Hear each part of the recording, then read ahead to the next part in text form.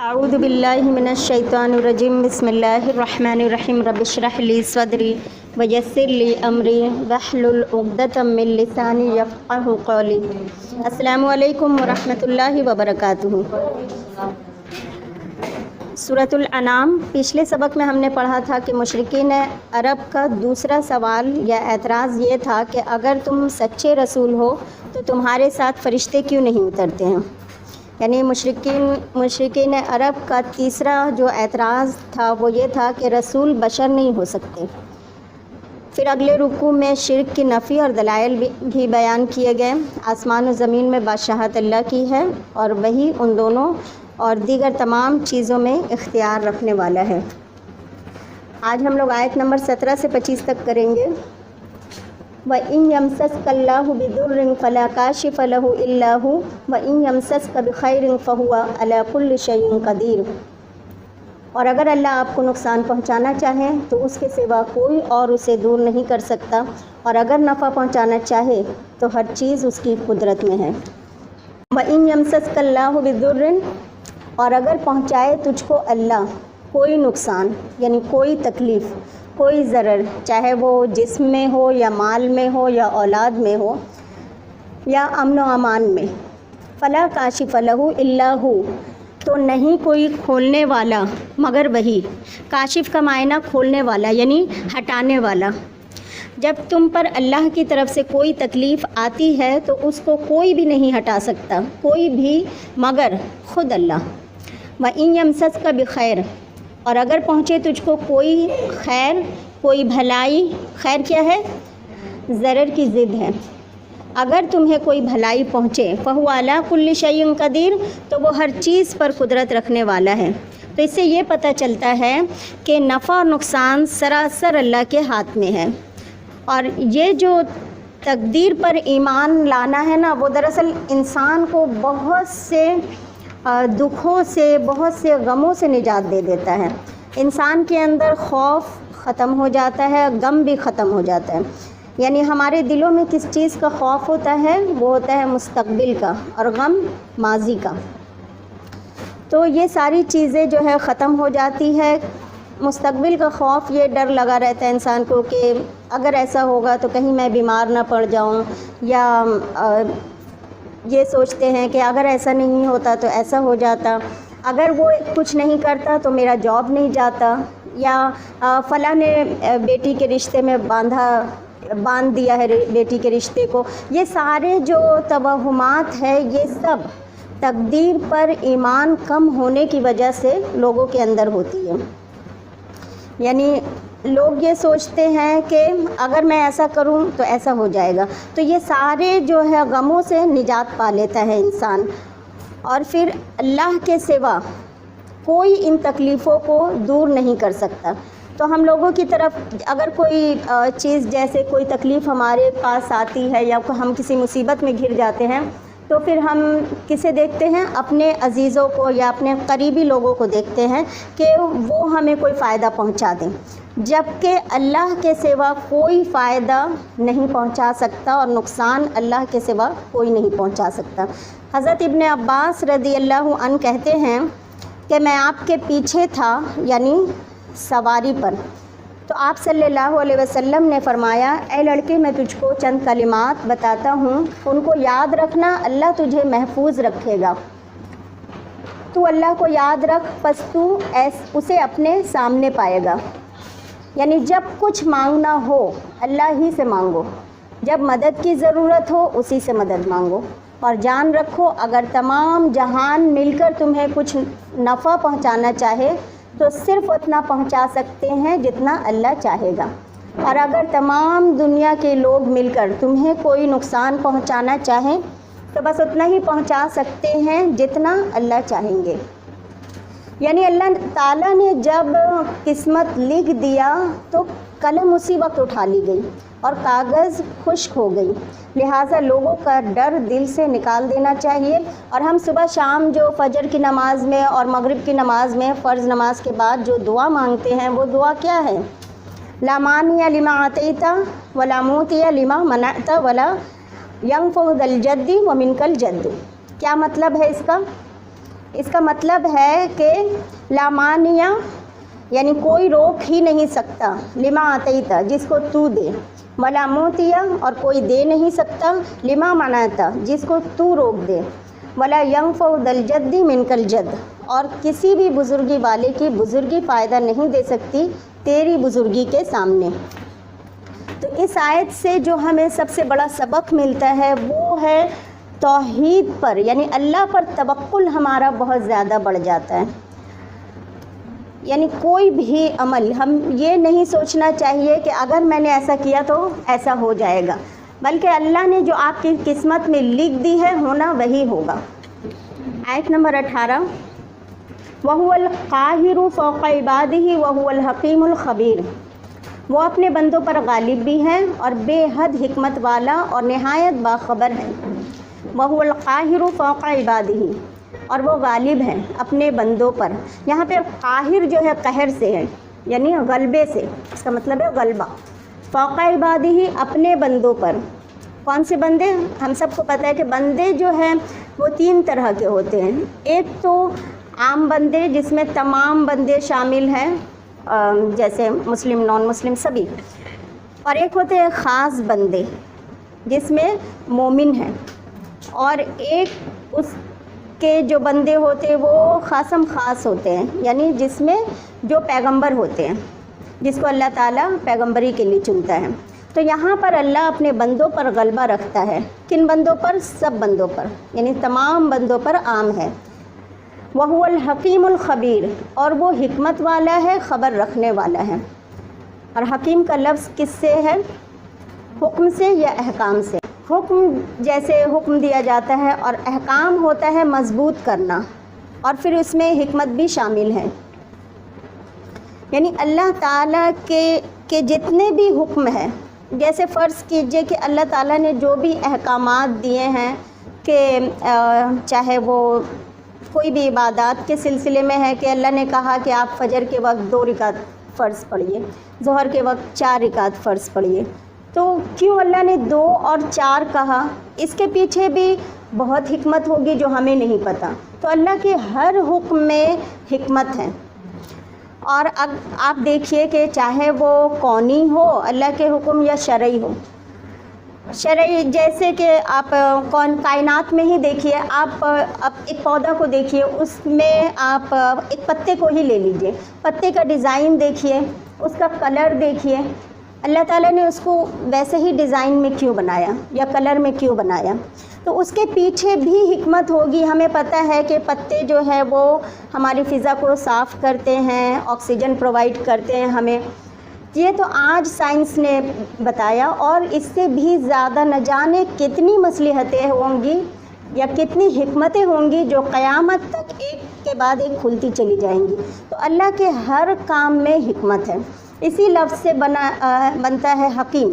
جیسے ہم کہتے ہیں نا حکیم صاحب، حکیم صاحب کا کام کیا ہوتا ہے؟ جو دوا دیتے ہیں۔ یعنی وہ ان کو حکیم کیوں کہا جاتا ہے کہ مختلف دواؤں کے اندر جو اس کے خواص ہیں، اس میں کیا فائدہ ہے، کیا نقصان ہے، وہ دیکھتے ہیں۔ پھر وہ مریض کا مزاج دیکھتے ہیں کہ کون سی دوا اس کو سوٹ کرے گی، تو اس کے حساب سے وہ دوا دیتے ہیں۔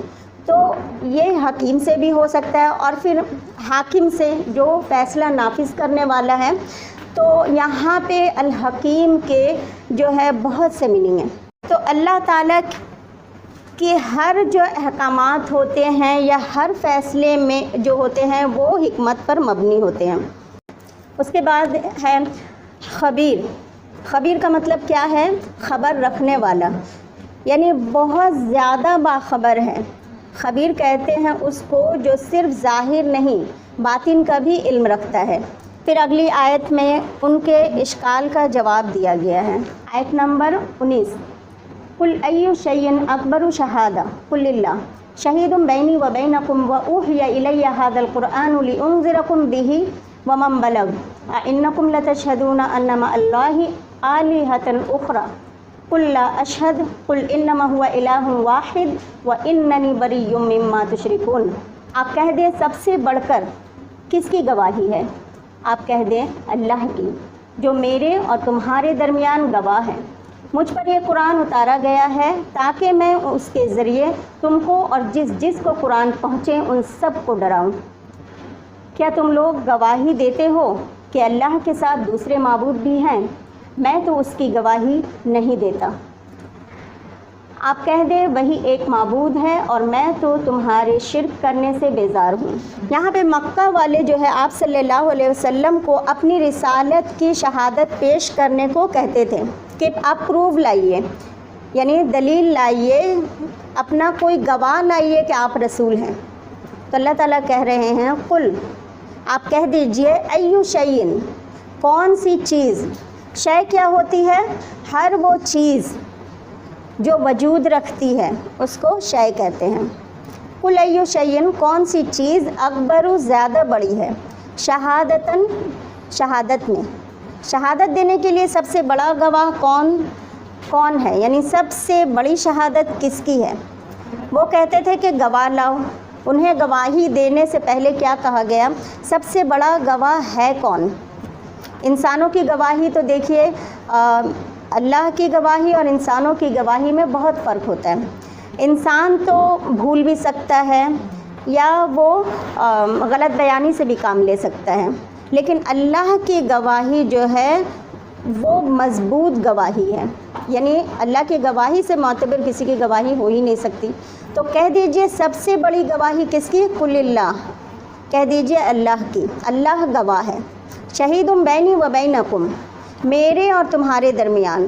اللہ تعالیٰ نے اپنے رسول کے حق میں اس کے سچائی کی گواہی دی، قرآن کے ذریعے بھی دی، اور آپ کی زندگی میں بھی کچھ علامات ایسے، آپ صلی اللہ علیہ وسلم کی زندگی میں کچھ علامات یا وصف ایسے پائے جاتے ہیں کہ ایک انجان شخص بھی دیکھ کر، ان کی سیرت پڑھ کر یہ کہہ سکتا ہے کہ یہ کوئی عام انسان نہیں ہو سکتے ہیں۔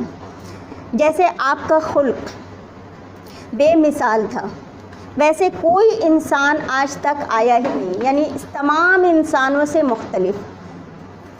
قرآن کا پڑھنا سب سے بڑی گواہی، کیونکہ دیکھیے آپ قرآن جب پڑھتے تھے تو سب سے بڑی دلیل یہی تھی کہ آپ صلی اللہ علیہ وسلم 40 سال تک آپ نے کچھ پڑھا ہی نہیں تھا، ایک جملہ بھی اس جیسا آپ نے ادا نہیں کیا تھا۔ پھر اسی طرح آپ کی کامیابی آپ کی زندگی میں دیکھ لیجئے کہ آپ کی زندگی میں ہی، یعنی 23 سال کی جد و جہد میں ہی پورا عرب آپ کے قبضے میں آ گیا تھا، اسلام کے دائرے میں آ گیا تھا۔ تو یہ سب سے بڑی گواہی تھی۔ وَأُوحِيَ إِلَيَّ، اور وحی کیا گیا میری طرف، هَذَا الْقُرْآنُ، یہ قرآن میری طرف وحی کیا گیا۔ اور وحی کیا ہوتا ہے؟ خفیہ اشارہ، ٹھیک ہے۔ اصطلاح میں اللہ اپنے بندے تک فرشتے کے ذریعہ یا براہ راست ایک پیغام بھیجتے ہیں جو لوگوں تک اللہ کا پیغام پہنچاتا ہے۔ وَأُوحِيَ إِلَيَّ هَذَا الْقُرْآنُ، تو وحی کیا گیا میری طرف یہ قرآن، کس لیے؟ لِأُنذِرَكُم بِهِ، کہ میں تم کو اس کے ذریعے خبردار کروں، ڈراؤں۔ یہ انذار سے ہے۔ انذار بہت دو طرح کا ہوتا ہے، ایک تو ہوتا ہے ڈرانا کہ کسی کے حق میں بھلائی نہ چاہ کر اس کا برا چاہ کے ڈرانا کہ اس کو نقصان پہنچ جائے، اور نبی جو ہوتے تھے وہ کس طرح ڈراتے تھے کہ اس کی حمایت کے لیے، اس کی فلاح و بہبودگی کے لیے، کہ وہ نقصان سے یا خسارے سے بچ جائے۔ جیسے ایک ماں اپنے بچے کو ڈراتی ہے کہ دیکھو ادھر مت جاؤ ورنہ گر جاؤ گے، تو یہ ڈرانا کیا ہے کہ اس کو بچانا چاہتی ہے۔ تو نبی بھی جو ہے اپنی امت کو بچانا چاہتے تھے۔ اس وحی کے ذریعے میں تم سب کو خبردار کرتا ہوں، اللہ کے رسول نے فرمایا، یعنی کس چیز کے بارے میں خبردار کرتا ہوں؟ برے انجام سے، کہ دیکھیے ہم سب اس دنیا میں ایک مقصد کے لیے آئے ہیں، اب وہ مقصد پورا ہونے کے بعد ہم سب کو واپس بھی جانا ہے، سب کی واپسی ہے، سب کا امتحان ہے اس دنیا میں، یعنی ہم سب کی پوچھ ہے۔ یہ قرآن اس مقصد کے لیے آیا ہے کہ تم کو بھی ڈراؤں، ومن بلغ، اور ان سب کو، یعنی جن تک بھی یہ پہنچے یہ قرآن، یعنی جس تک قرآن پہنچا اس تک محمد صلی اللہ علیہ وسلم کا پیغام پہنچ گیا۔ آپ صلی اللہ علیہ وسلم ساری انسانیت کے لیے پیغمبر بنا کر بھیجے گئے تھے، لیکن آج ہم دیکھیں تو قرآن اسی ایک کام کے لیے استعمال نہیں ہو رہا، باقی ہر چیز کے لیے استعمال ہو رہا ہے۔ صرف انذار کرنے کے لیے، یعنی اس قرآن کو کس لیے بھیجا گیا؟ تاکہ ہمیں وہ بتایا جائے جو جنت میں جانے کا راستہ ہے، اور ان سے روکا جائے جو جہنم میں لے جانے کا راستہ ہے۔ یہی ایک نصیحت کے علاوہ قرآن ہر چیز کے لیے استعمال ہو رہا ہے۔ لوگ اس کو قسمیں اٹھانے کے لیے استعمال کرتے ہیں، جن بھوت بھگانے کے لیے استعمال کرتے ہیں، برکت کے لیے گھروں میں دکانوں میں لٹکاتے ہیں، دلہن کو اس کے نیچے سے گزارتے ہیں، اور پتہ نہیں اور بھی کیا کیا کرتے ہوں گے۔ لیکن جس کام کے لیے، جس مقصد کے لیے اللہ نے اس کو اتارا تھا وہی نہیں ہو رہا۔ حتیٰ کہ آج مسلمان بھی صرف پڑھ کر رکھ دیتے ہیں عبادت کے طور پہ، اور تلاوت کے طور پہ پڑھتے ہیں تاکہ ثواب کو اکٹھا کر لے اور گھروں میں برکتیں آ جائیں۔ یہ کتنی بڑی بات ہے۔ آپ دیکھیے آج جو ہمارا میڈیا کا دور ہے، یعنی پل پل کی خبر ہمیں ٹی وی سے مل رہی ہے، سوشل میڈیا سے مل رہی ہے، ایک ایک لمحے کی خبر مل رہی ہے، اور سب دیکھ رہے ہیں، ایک ایک خبر کو اسکپ نہیں کرتے ہیں، تمام خبر دیکھتے ہیں۔ لیکن آپ سوچئے کہ ایک انسان کو جب موت آ جاتی ہے، اس کی قیامت اسی وقت آ گئی، اس خبر کو کوئی نہیں پہنچا رہا ہے کسی تک، یعنی کوئی یہ بتانے کے لیے تیار نہیں ہے کہ دیکھو اس قرآن کو پڑھو، اس میں تمہارے لیے فلاح ہے، تمہیں جنت میں جانے کا راستہ۔ کیونکہ اس دنیا میں ہم مقصد کیا ہے؟ نیک اعمال کرنا۔ انسان مر جائے گا، آنکھیں بند ہو جائے گی، اور اسے یہی خبر نہیں بتایا جا رہا ہے، باقی پوری دنیا کی خبر دی جا رہی ہے۔ اب دیکھیں کہ یہ جو قرآن خوانی لوگ کرتے ہیں گھروں میں، مقصد کیا ہے؟ کیا خبردار کرتے ہیں لوگوں کو؟ اس کا تو کسی کو شعور ہی نہیں ہے کہ ایک جگہ لوگوں کو بٹھا کر اس کی جو نصیحت ہے اس کو بتایا جائے، بلکہ لوگ بس پڑھتے چلے جاتے ہیں اور گھر میں برکتیں آ جائیں، ہمارے جو عزیز و اقارب انتقال کر گئے ان کو ثواب پہنچ جائے، یہ مقصد ہوتا ہے۔ تو یہاں مقصد بتایا گیا کہ قرآن آیا کیوں ہے، لِأُنذِرَكُمْ، میری طرف یہ قرآن نازل کیا گیا ہے کہ میں تم سب کو اس کی خبریں پہنچاؤں، اور ان سب تک جس کو پہنچے ان سب کو خبردار کروں۔ یعنی ہم تمام لوگوں کے لیے جس تک پہنچے، اب جس تک قرآن پہنچ گیا آپ سمجھ جائیے کہ اس کو خبردار کر دیا گیا۔ حضرت انس رضی اللہ عنہ کہتے ہیں کہ اب جس تک بھی یہ قرآن پہنچ جائے، اگر وہ سچا رسول کا پیروکار ہے تو اس کی ذمہ داری ہے کہ وہ بھی لوگوں کو اللہ کی طرف اسی طرح بلائے جس طرح رسول اللہ نے لوگوں کو بلایا تھا صلی اللہ علیہ وسلم، اور اسی طرح لوگوں کو ڈرائے جس طرح آپ نے لوگوں کو ڈرایا تھا۔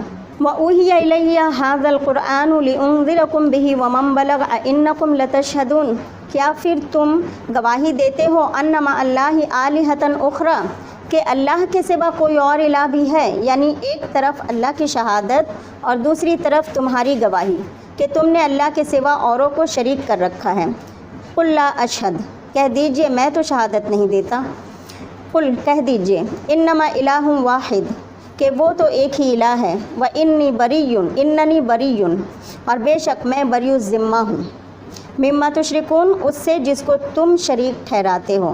اب آپ دیکھیے پیچھے ہم نے پڑھا تھا جو آپ کے پاس ہے سب آگے دے دو، یعنی پہنچا دو، اور اگر لوگ انکار کریں، جو انکار کرے گا آگ اس کا ٹھکانہ ہوگا۔ آخری حصے میں آیت کے یہ سبق ملتا ہے کہ نمبر 1 شرک سے بری الذمہ ہونا ہے، اور نمبر 2 اس کا اظہار بھی کرنا ہے، یعنی نہ شرک کرنا ہے نہ شرک کرنے والوں کا ساتھ دینا ہے، بلکہ شرک سے بری الذمہ ہونے کا اظہار بھی کرنا ہے۔ آیت نمبر 20، الذین آتیناہم الکتاب یعرفونہ کما یعرفون ابناءہم الذین خسروا انفسہم فہم لا یؤمنون، ہم نے جنہیں کتاب دی تھی وہ ان کو اسی طرح پہچانتے ہیں جیسے اپنی اولاد کو، پھر بھی جن لوگوں نے اپنے لیے نقصان میں ہی رہنا طے کر لیا ہے وہ اب ایمان نہیں لائیں گے۔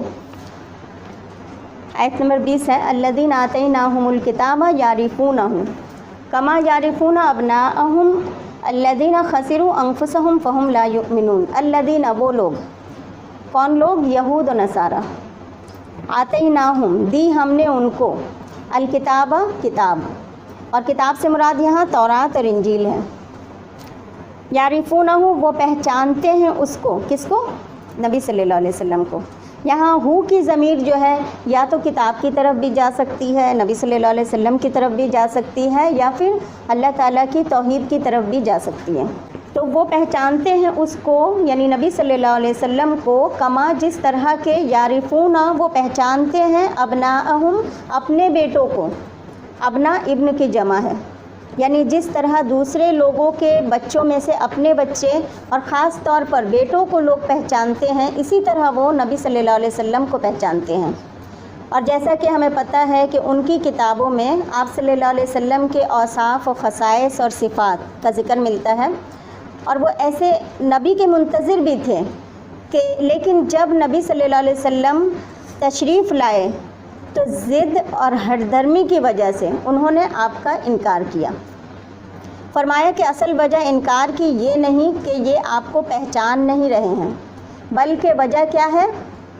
پہچانتے تو یہ ایسے ہیں جیسے کہ کوئی اپنے بیٹے کو پہچانے، جس کے پہچاننے میں انسان کو کوئی غلطی نہیں ہو سکتی، یعنی نابینا انسان بھی اپنے بیٹے کو چھو کر پہچان لے گا۔ تو یہ تو وہ تمام نشانیاں آپ صلی اللہ علیہ وسلم کی دیکھ رہے تھے اور پہچان بھی رہے تھے، اور بہت اچھی طرح پہچان رہے تھے، لیکن چونکہ ماننا نہیں چاہتے تھے اس لیے مانتے نہیں تھے۔ آپ یہاں پہ دیکھیں، رک کر تھوڑی دیر ہم اپنے اوپر نظر ڈالتے ہیں کہ یہود کے لیے اللہ تعالیٰ کہہ رہے کہ وہ ان کو ایسے پہچانتے تھے جیسے اپنے بیٹوں کو پہچانتے ہیں، اور آج مسلمان رسول اللہ صلی اللہ علیہ وسلم کو نہیں پہچانتا ہے۔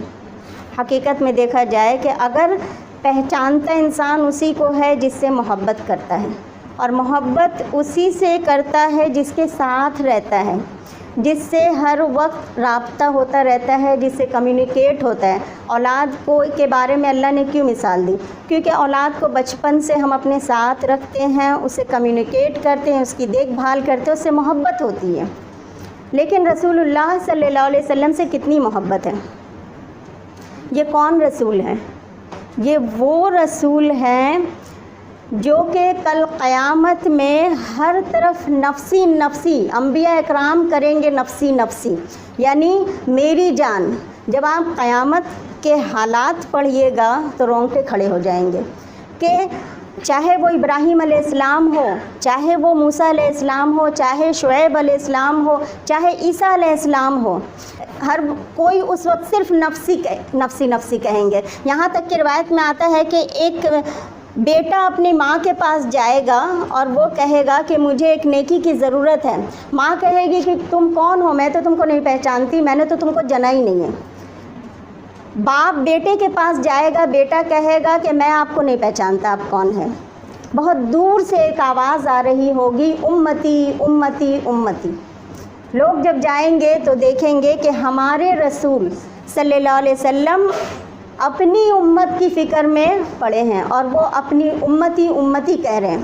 وہ رسول جب ان کی وفات کا وقت آیا تو اس وقت جبرائیل علیہ السلام آتے ہیں اور آپ صلی اللہ علیہ وسلم سے کہتے ہیں کہ یا رسول اللہ، اسرائیل علیہ السلام آئے ہیں آپ کی روح قبض کرنے کو، تو اس آپ سے اندر آنے کی اجازت چاہتے ہیں۔ تو رسول اللہ کہتے ہیں کہ ان کو اندر بھیج دو۔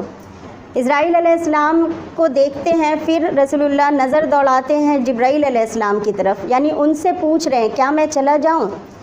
جبرائیل علیہ السلام کہتے ہیں کہ اللہ کے رسول، آسمان سج چکا ہے، یعنی آسمان میں پوری تیاری ہو چکی ہے اور اللہ تعالیٰ آپ کے انتظار کے منتظر ہیں۔ تو اس وقت رسول اللہ صلی اللہ علیہ وسلم کہتے ہیں کہ ٹھیک ہے، پھر آپ مجھے لے چلیے۔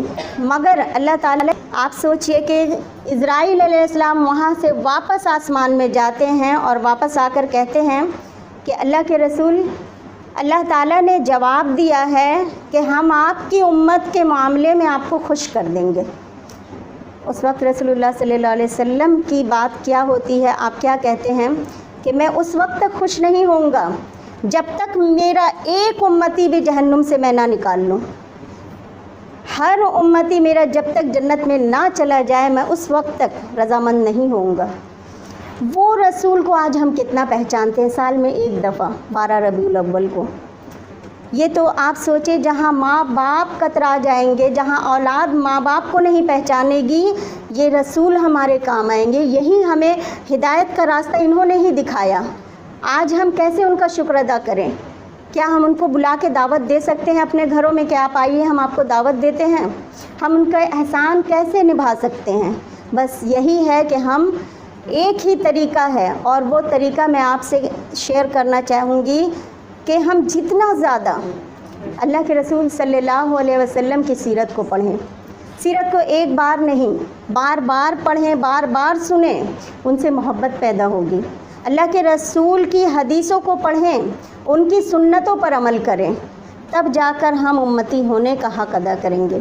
اللہ تعالیٰ فرما رہے ہیں الذین، وہ لوگ خسروا انفسہم، جنہوں نے نقصان میں ڈالا اپنے آپ کو، یعنی نبی صلی اللہ علیہ وسلم کو ماننے سے انکار کی وجہ سے خود وہ گھاٹے میں ہیں، یعنی خود ہی نقصان اٹھانے والے ہیں۔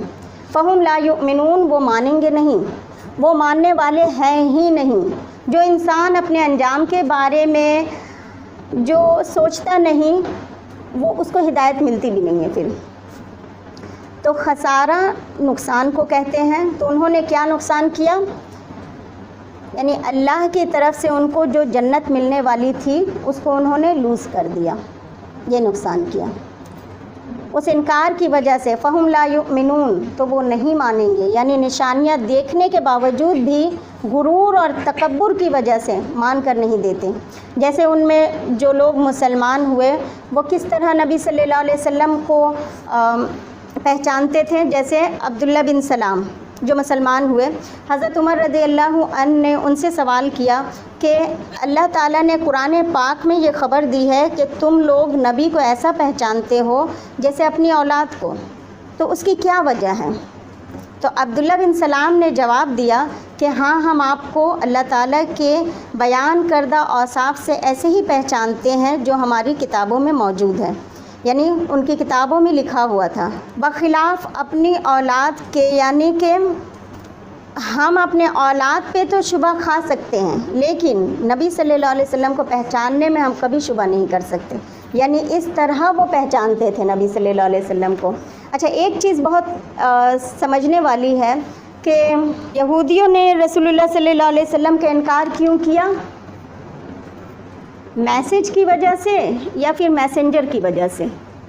اور مشرکین نے انکار کیوں کیا؟ کیونکہ آپ دیکھیے جو مشرکین نے انکار میسج کی وجہ سے کیا، کیونکہ رسول اللہ صلی اللہ علیہ وسلم تو انہی میں سے تھے، بنی اسماعیل میں سے تھے، ان کو تو ان سے کوئی اعتراض نہیں تھا، اس میسج سے اعتراض تھا جو کہ لا الہ الا اللہ کہتے تھے کہ اللہ کے سوا کوئی معبود نہیں۔ لیکن یہودیوں کو آپ صلی اللہ علیہ وسلم کے میسج سے کوئی اعتراض نہیں تھا، کیونکہ میسج تو ان کا بھی وہی تھا، وہ بھی اللہ کو مانتے تھے، وہ میسنجر سے ان کو اعتراض تھا کہ بنی اسرائیل میں کیوں نہیں آیا، بنی اسماعیل میں کیوں آ گیا۔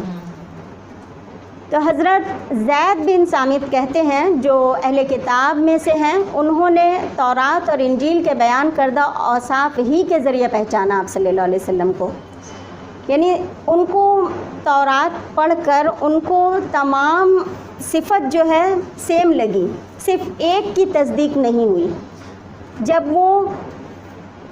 اب وہ تصدیق وہ کیسے کرتے ہیں؟ آپ صلی اللہ علیہ وسلم کا ٹیسٹ لیتے ہیں، اور ان کی کتاب میں جو تھا کہ آپ صلی اللہ علیہ وسلم کا حلم، یعنی آپ حلم مطلب ہوتا ہے بردباری، برداشت، ٹھیک ہے، آپ کا حلم آپ کے غصے پر غالب رہے گا۔ تو جب انہوں نے ٹیسٹ کیا آپ کو، تو پھر یہ تجربات بھی پوری طرح ان پر فٹ آئی کہ یہی وہ نبی ہیں۔ آیت نمبر 21، وَمَنْ أَظْلَمُ مِمَّنِ افْتَرَىٰ عَلَى اللَّهِ كَذِبًا أَوْ كَذَّبَ بِآيَاتِهِ إِنَّهُ لَا يُفْلِحُ الظَّالِمُونَ۔ اس سے بڑھ کر ظالم کون ہوگا جس نے اللہ پر جھوٹ گھڑا ہو یا اس کی آیتوں کو جھٹلا دیا ہو، بے شک ظلم کرنے والے کامیاب نہیں ہوں گے۔ ومن ازلم، اور کون بڑا ظالم ہے، ممن، اس سے بڑھ کر، جو افطرا علی اللہ، جو گڑھ لے اللہ پر جھوٹ، یعنی اللہ پر جھوٹ باندھے، اور یا کذب بآیاتہ، جھٹلائے اس کی آیات کو، انہ لا یفلح الظالمون، بے شک ظالم کامیاب نہیں ہو سکتے۔ یہاں پر سب سے بڑے ظالم کی پہچان بتائی گئی کہ اس سے بڑا ظالم کوئی ہو ہی نہیں سکتا جس کے اندر یہ صفات ہوں۔ کون سی صفات ہے؟ نمبر 1، جو اللہ پر جھوٹ باندھے۔ اللہ پر جھوٹ باندھنا کیا ہوتا ہے کہ اللہ کا بیٹا قرار دینا جبکہ اللہ نے کوئی بیٹا نہیں بنایا، یا پھر اللہ کے حکموں کو جو اللہ نے حکم نہیں دیا ہے اس حکم کو اللہ کی طرف منسوب کرنا، یا اللہ کے حلال کردہ چیزوں کو حرام کر دینا یا حرام کردہ چیزوں کو حلال کر دینا۔ دوسری صفت اوقدب بآیاتہ، یا جو اس کی آیات کو جھٹلائے۔ اور آیات دو طرح کی ہوتی ہے، جیسے میں بار بار کہتی ہوں کہ قونی اور شرعی۔ شرعی آیات میں رسولوں کی آمد، کیونکہ رسول بھی جو ہے کیا ہے؟ نشانی ہے، تو رسول کو جھٹلانا اللہ کی آیات کو جھٹلانا ہے۔ اسی طرح اللہ کی کتابوں کو جھٹلانا جو اس نے بھیجی ہے، اللہ تعالیٰ نے جو تمام انبیاء پر بھیجی ان کتابوں کو جھٹلانا، اور یہاں پر خاص طور پر رسول کو جھٹلانا جو پیچھے بیان ہوئی ہے۔ تو اسی کی مزید وضاحت ہے کہ جو شخص اللہ پر جھوٹ باندھے یا پھر اس کی آیات یا اس کی نشانیوں کو، اس کے احکامات کو جھٹلائیں، اس کا انکار کرے، تو ایسا شخص سب سے بڑا ظالم ہے۔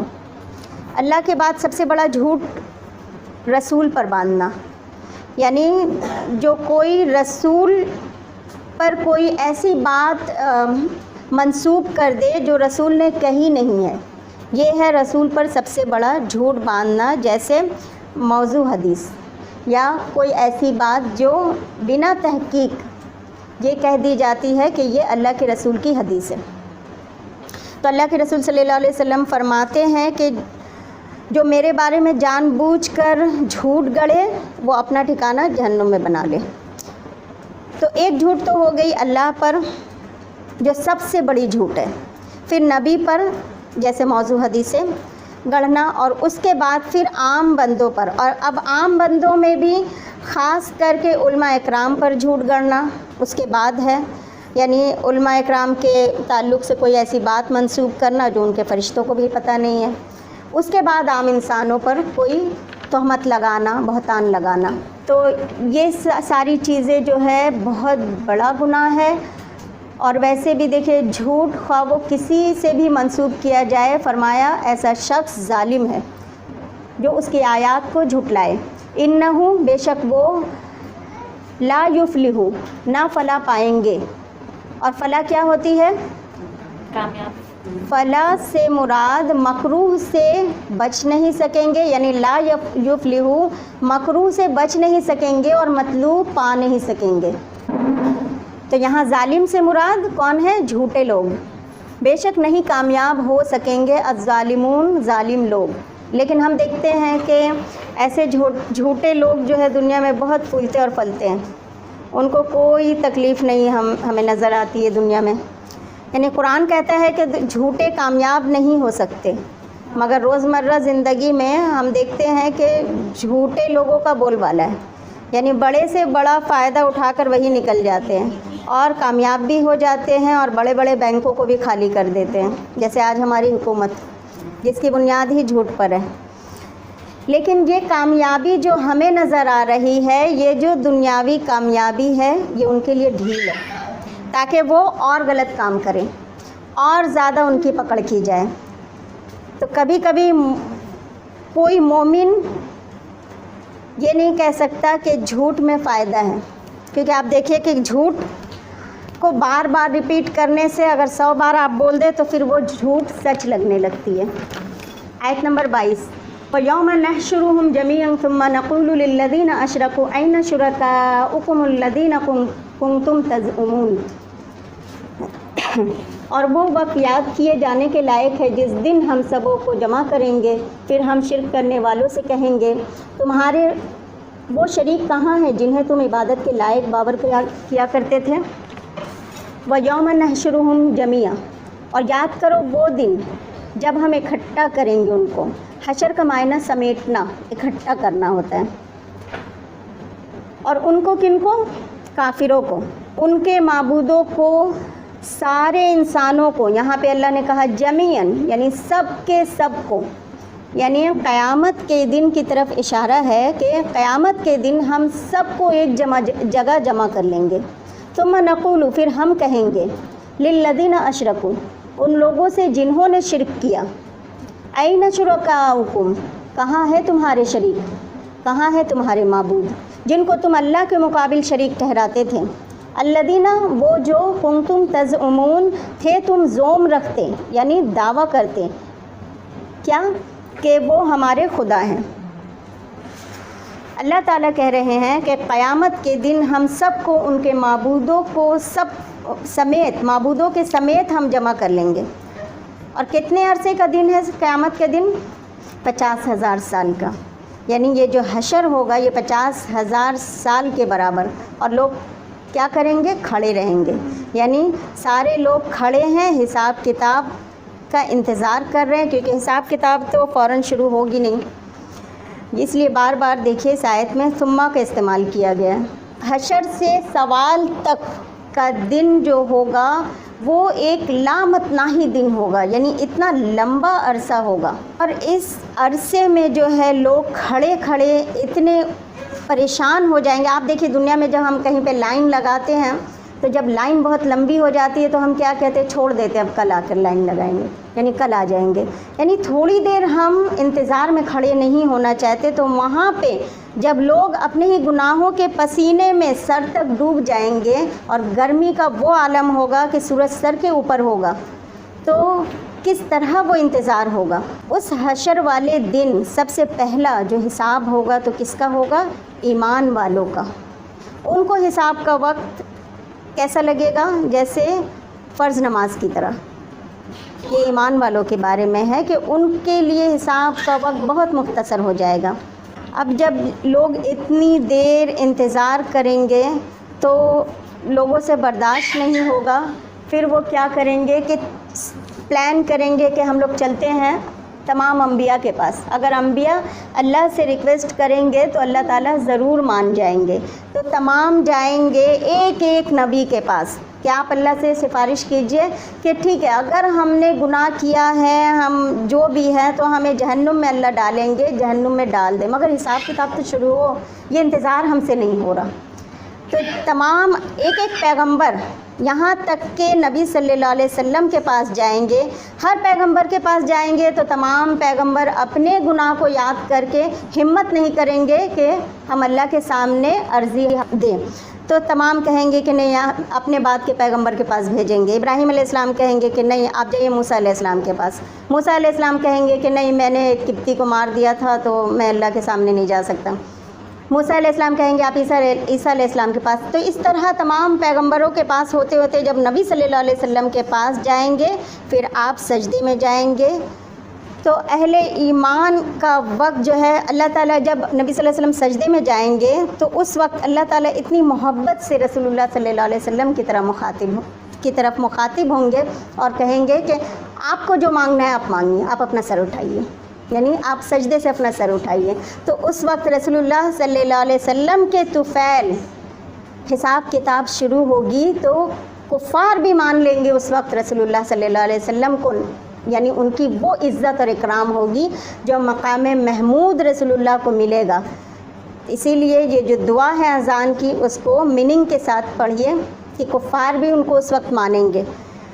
تو پھر اللہ تعالیٰ حساب کتاب شروع کریں گے، اہل ایمان کا وقت بہت مختصر ہوگا، ان کو ایسے اٹھا لیا جائے گا جیسے VIP کو اٹھا کے عرش کے سائے تلے کھڑا کر دیا جائے گا یا نور کے ممبر میں کھڑا کر دیا جائے گا اہل ایمان کو۔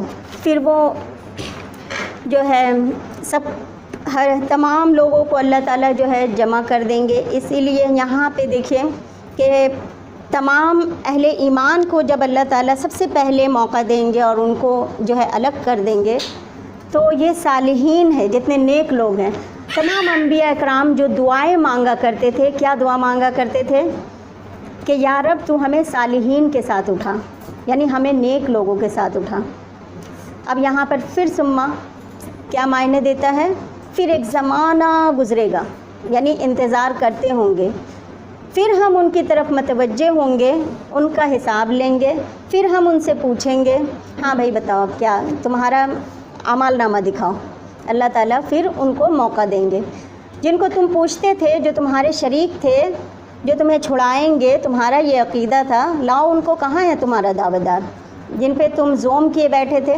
قرآن میں آتا ہے کہ جس دن وہ تمہیں پکارے گا پھر فرمائے گا کہاں ہے میرے وہ شریک جن کو تم شریک سمجھتے تھے۔ سورہ انعام آیت نمبر 94 میں اللہ تعالیٰ فرماتے ہیں ہم تمہارے ساتھ تمہارے سفارشی کو نہیں دیکھ رہے ہیں، وہ کہاں گئے جن کے بارے میں تم سمجھتے تھے کہ وہ تمہارے شریک ہیں، تمہارے معاملات میں تم دنیا میں اس کو اپنا شریک سمجھتے تھے، تو آج تمہارے شریک کہاں چلے گئے؟ آج تو تمہارے اپنے قریبی رشتے ناطے سب کچھ کٹ گئے اور وہ شریک کہاں گم ہو گئے۔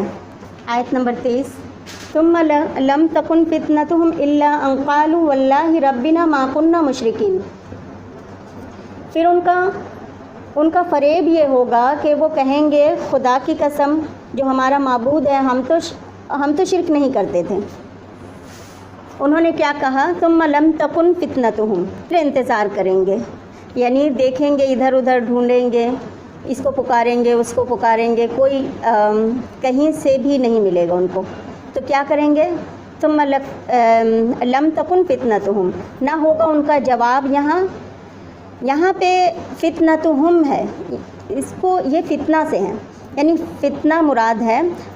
فتنہ کے دیکھیے بہت سارے میننگ ہیں، اور سب سے جو نون ہے ہم لوگ جو جانتے ہیں فتنہ کا کیا مطلب ہے، آزمائش، مصیبت، لیکن اور بھی اس کے بہت سارے میننگ ہیں۔ یہاں پہ جو ہے معذرت کے لیے ہے، جواب جو دیں گے وہ معذرت کے لیے ہیں، ہاں بہانہ بنانے کے لیے۔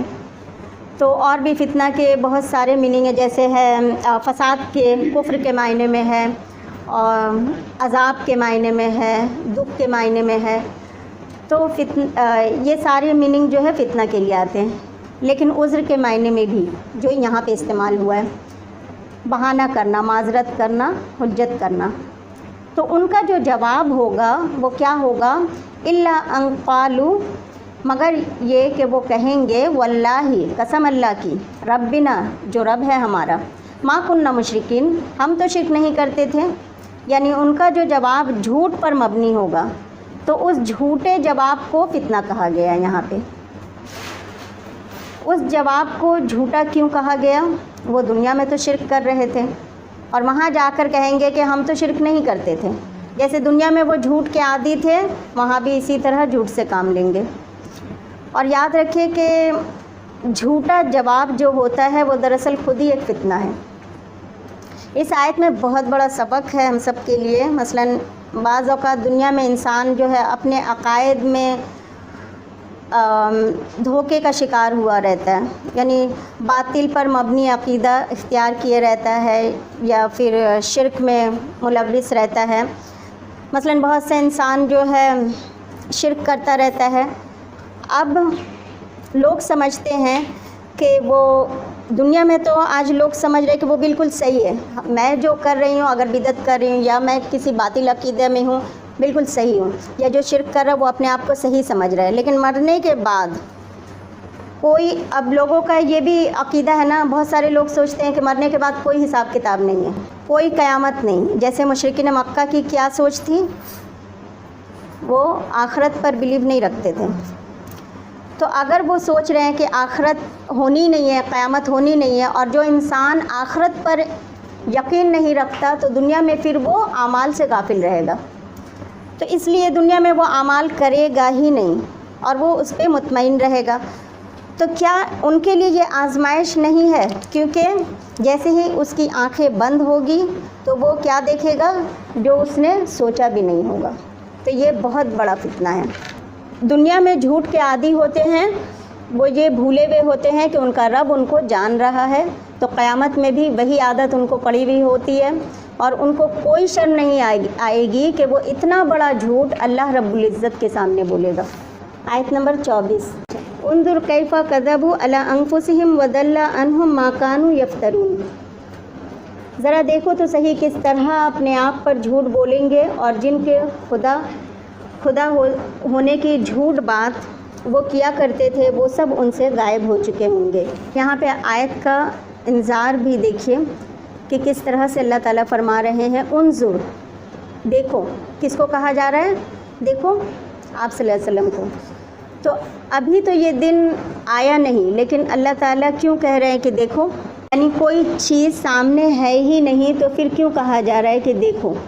یہ کلام کا ایک انداز ہے کہ کہ مستقبل کی وہ بات جو اتنی سچی اور یقینی ہو کہ گویا وہ ہو ہی چکی، اس لیے اس طرح کا اسلوب زبان کا استعمال کیا جاتا ہے۔ تو یہاں پہ اللہ تعالیٰ کہہ رہے ہیں انظر، دیکھو، کیف کذبوا علی انفسہم، کس طرح انہوں نے جھوٹ بولا اپنے نفسوں پر۔ اللہ تعالیٰ ان کے اس عمل کو انہی کے خلاف ثابت کر رہے ہیں کہ ان کا یہ جھوٹ اب انہی کے خلاف جانے والا ہے۔ انظر کیف کذبوا علی انفسہم، اور یاد رکھیں یہ تو میدان حشر کی بات ہے۔ دنیا میں جب کوئی جھوٹ بولتا ہے تو وہ اپنے خلاف ایک حجت قائم کرتا ہے، یعنی وضل عنہم، اور ضائع ہو جائیں گے ان سے، کھو جائیں گے، یعنی ان سے ما کانوا یفترون، جو وہ جھوٹ گڑھتے تھے، ان کے سارے جھوٹ ان سے گم ہو جائیں گے۔ کون سے جھوٹ وہ گڑھتے تھے؟ جیسے بتوں کو سفارشی سمجھتے تھے، اللہ کے ساتھ دوسروں کو شریک کرتے تھے، تو یہ ساری باتیں ان کی دلیل ان کو نہیں ملے گی۔ یعنی پیچھے انہوں نے کہا نا کہ ہم تو مشرک تھے ہی نہیں۔ سورہ غافر میں بھی اسی طرح آتا ہے، آیت نمبر 23 میں اللہ تعالیٰ فرماتے ہیں کہ وہ کہیں گے وہ تو ہم سے گم ہو گئے۔ قیامت کی جو سیکوینس بتائی جا رہی ہے وہاں پر یہ ایک جواب دیتے ہیں، دوسری جگہ دوسری جواب دیتے ہیں۔ تو یہ دو جواب مشرکین کیوں دے رہے ہیں؟ اور صرف دو جواب نہیں، ان جیسے جیسے وقت جائے گا ان کے جواب جو ہے چینجز جواب میں آتی جائے گی۔ بنیادی طور پر یہ معاملہ دراصل دیکھیے 50,000 سال کا ہے۔ اتنے لمبے دن، اتنے لمبے عرصے میں ان کا بیان جو ہے وہ بدلتا جائے گا۔ یعنی ایک چیز ٹرائی کی، وہ نہیں چلی، پھر کوئی اور نکالا، پھر وہ بھی نہیں چلا، پھر کوئی اور بات کریں گے، یعنی کوئی ایمان تو ان کے اندر ہوگا ہی نہیں، تو اس لیے ان کا جو ہے بیان چینج ہوتا رہے گا۔ اب کوئی آپ سے سوال کر سکتا ہے کہ ایک جگہ تو اللہ تعالیٰ کہتے ہیں کہ وہ کہیں گے کہ ہم تو شرک نہیں کرتے تھے، دوسری جگہ ہے کہ دوسری بات ہے، تو کیا قرآن میں کانٹرڈکشن ہے؟ تو قرآن میں کوئی کانٹرڈکشن نہیں ہے، اصل بات موقع کی ہے، یعنی وہ موقع اتنا طویل ہوگا کہ جان چھڑانے کے لیے بیان ان کے بدلتے رہیں گے۔ یا یہ بھی ہو سکتا ہے کہ ان کے اندر اتفاق نہ ہو، کوئی گروپ کچھ کہے گا تو کوئی گروپ کچھ کہے گا۔ ثم لترونها عین الیقین، یہ کیا ہے؟ ہم نے کس میں پڑھا تھا یہ آیت؟ سورہ تکاثر میں۔ اللہ تعالیٰ کی جو بات ہے وہ 100% سچ ہے، تو اس لیے اللہ تعالیٰ جب قیامت کی کوئی بات کرتے ہیں تو وہ ایسے ہے جیسے عین الیقین ہے، آنکھوں دیکھی بات، یعنی آئندہ ہوگا، اس کو اتنا سچا سمجھو کہ گویا وہ ہو چکا۔ اگرچہ اہل مکہ دوبارہ زندہ کیے جانے کے قائل نہ تھے، لیکن انہیں اس کا یقین تھا کہ جب انہیں کوئی مصیبت آئے گی تو ان کے معبود ان کے کام آ جائیں گے، لیکن جب یہ سب ان کو نظر نہیں آئے گا تو ان کا یہ بیان بدلتا رہے گا۔ آیت نمبر 25، وَمِنْهُمْ مَنْ يَسْتَمِعُ إِلَيْكَ وَجَعَلْنَا عَلَى قُلُوبِهِمْ أَكِنَّةً أَنْ يَفْقَهُوهُ وَفِي آذَانِهِمْ وَقْرًا وَإِنْ يَرَوْا كُلَّ آيَةٍ لَا يُؤْمِنُوا بِهَا حَتَّى إِذَا جَاءُوكَ يُجَادِلُونَكَ يَقُولُ الَّذِينَ كَفَرُوا إِنْ هَذَا إِلَّا أَسَاطِيرُ الْأَوَّلِينَ، ان میں سے بعض وہ ہیں جو آپ کی بات کان لگا کر سنتے ہیں اور ہم نے ان کے دلوں پر پردہ ڈال رکھا ہے کہ وہ اسے سمجھ نہ سکیں، اور ان کے کانوں میں بوجھ بھر دیا ہے، اگر وہ تمام نشانیاں دیکھ لیں تب بھی ایمان نہ لائیں گے، یہاں تک کہ جب یہ لوگ آپ کے پاس آتے ہیں تو آپ سے جھگڑتے ہیں۔ یہ کفر کرنے والے کہتے ہیں کہ یہ قرآن مجید تو محض پہلے لوگوں کے افسانے ہیں۔ وَمِنْهُمْ، اور ان میں سے، مَنْ يَسْتَمِعُ إِلَيْكَ، کوئی ایسا بھی ہے جو آپ صلی اللہ علیہ وسلم کی بات خوب سنتا ہے۔ یستمع، سننا، یعنی ہمیں پتہ ہے سمع یسمع کا مطلب ہوتا ہے سننا، اور یہاں پہ جب الا لگ جاتا ہے تو اس کا مطلب ہو جاتا ہے غور سے سننا۔ سمع یسمع میں جب الا لگ جائے گا تو اس کا مطلب ہو جائے گا غور سے سننا۔ تو جو آپ کی بات بہت غور سے سنتے ہیں لیکن اس کے باوجود سمجھتے کچھ نہیں، تو ظاہر میں ان کو لگتا ہے کہ بڑی توجہ، بڑی دھیان سے بات سن رہے ہیں، پھر بھی ان کا جواب کیا ہوتا ہے؟ اتنی دھیان سے سننے کے بعد ان کا جواب الٹ ہوتا ہے، یعنی گویا انہوں نے سنا ہی کچھ نہیں۔ تو کیسے پتہ چلتا ہے کہ وہ سن کر بھی نہیں سن رہے تھے؟ وَجَعَلْنَا عَلَىٰ قُلُوبِهِمْ أَكِنَّةً، ہم ڈال دیتے ہیں ان کے دلوں پر اکنہ، پردے۔ اکنہ جمع ہے کنان کی، یعنی کنان کہتے ہیں جس سے کسی چیز کو ڈھانپا جائے، کاف نون نون اس کا روٹ ہے، تو ان کے دلوں پر پردے ہیں۔ تو جب دل پر پردہ آ جائے تو بات کوئی سمجھ نہیں آتی۔ ان یفقہوہ، کہ اس کو سمجھ نہ سکے، یہاں پر لا محذوف ہے، چھپا ہوا ہے، اللہ یفقہوہ ہونا تھا، یہاں پہ ان یفقہوہ ہے۔ تو اس سے پتہ چلتا ہے کہ سوچ سمجھ کا تعلق دل سے ہوتا ہے۔ تو دل پر جب پردہ آ جائے تو انسان کو حق نظر آ کر بھی نہیں آتا۔ بعض اوقات ہوتا ہے نا کہ ہم جب کسی خیال میں ڈوبے رہتے ہیں تو بظاہر لگتا ہے کہ ہم کسی چیز کو دیکھ رہے ہیں مگر ہم نہیں دیکھتے ہیں اس کو۔ وفی آذانہم وقرا، اور ان کے کانوں میں بوجھ ہے، ان کے کان بند ہے۔ جب کان بند ہوتا ہے تو ایسا لگتا ہے کہ بوجھ آ گیا ہے، ان کے بہرے پن کی طرف اشارہ ہے، یعنی نہ سمجھتے ہیں نہ سنتے ہیں۔ وَإِن يَرَوْا كُلَّ آیَةٍ، اور اگر دیکھے ہر نشانی، نشانی سے مراد یہاں جو نبی صلی اللہ علیہ وسلم کی صداقت کی دلیل ہو، جیسے شق القمر کا معجزہ، آپ نے چاند کو 2 ٹکڑے کیا پھر بھی انہوں نے مانا نہیں۔ لا یؤمنوا بہا، وہ اس کو مانیں گے ہی نہیں، ہر نشانی دیکھ کر بھی نہیں مانیں گے۔ وجہ کیا ہے؟ دل بند، کان میں بوجھ، آنکھوں کے آگے پردہ۔ ہاں، دیکھنے کے باوجود کچھ نہیں دیکھتے، سننے کے باوجود کچھ نہیں سنتے، اور اسی طرح دلوں پر بھی پردہ ہے۔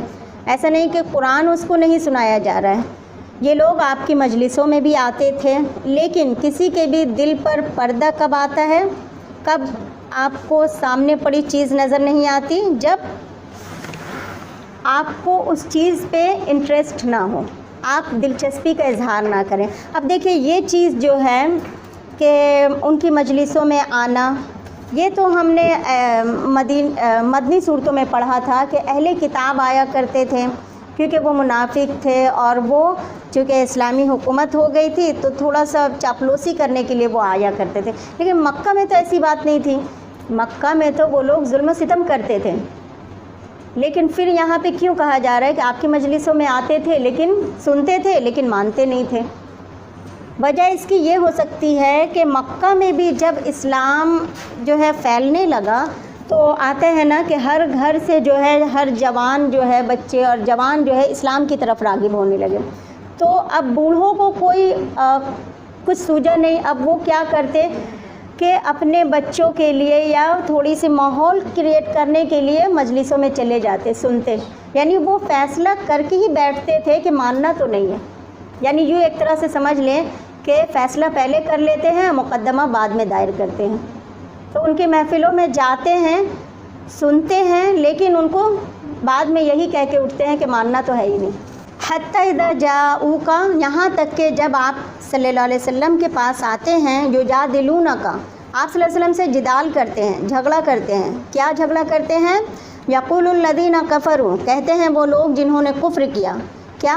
ان ھذا الا اساطیر الاولین، نہیں ہے مگر یہ کہانیاں پہلوں کی۔ اساطیر اسطورہ کی جمع ہے، یہ سطر سے ہے، مراد اس سے بیکار قصے، کہانیاں جن کا کوئی مطلب نہ ہو، یعنی معجزات بھی دیکھتے ہیں، نشانیاں بھی دیکھتے ہیں، مانتے نہیں ہیں، اور یہ سب کچھ سن کر جان کر جب آپ صلی اللہ علیہ وسلم کے پاس آتے تو بحث شروع کر دیتے۔ اس میں کچھ کہتے کہ ہاں پوری کہانی تو ہم نے سنی لیکن ہمیں تو کوئی خاص بات نظر نہیں آتی، یہ تو محض پرانے لوگوں کی کہانیاں ہیں جو آپ ہمیں بیان کر رہے ہیں۔ اور وہ کہتے کہ یہ تو ایسی کہانیاں جن کا کوئی مقصد بھی ہمیں سمجھ نہیں آتا، اور ایسے لوگ ہر دور میں دیکھیے موجود ہوتے ہیں۔ کچھ لوگ ایسے ہیں جب سنتے ہیں تو فوراً رجوع کرتے ہیں، اور کچھ لوگ ایسے ہیں جو کہتے ہیں کہ ہمیں تو کچھ سمجھ ہی نہیں آیا، اور ان کے نزدیک ان باتوں کا کوئی سینس نہیں بنتا۔ اب یہ جدال جو ہے مجادلہ سے ہے، یہ دو طرفہ ہوتا ہے۔ کیا کفار سے جدال جائز ہے؟ یہ بھی ایک سوال ہے۔ تو دین کے لیے جدال جائز ہے جب ضرورت ہو، یعنی جب آپ کو مار پڑ رہی ہے تو آپ پوچھیں گے نہیں کہ دیکھو وہ مار رہا ہے میں بھی ماروں، آپ پوچھیں گے نہیں بلکہ آپ ماریں گے۔ تو کفار سے جدال جو ہے وہ جائز ہے، اور یہ نیچرل بات بھی ہے، بہت ساری باتیں جو ہے پوچھی نہیں جاتی، جب آپ کو مار پڑتی ہے تو آپ کو مارنا پڑتا ہے۔ تو سبحان اللہ و بحمدہ، سبحانک اللہم و بحمدک، نشہد ان لا الہ الا انت، نستغفرک و نتوب الیک۔ السلام علیکم ورحمۃ اللہ وبرکاتہ۔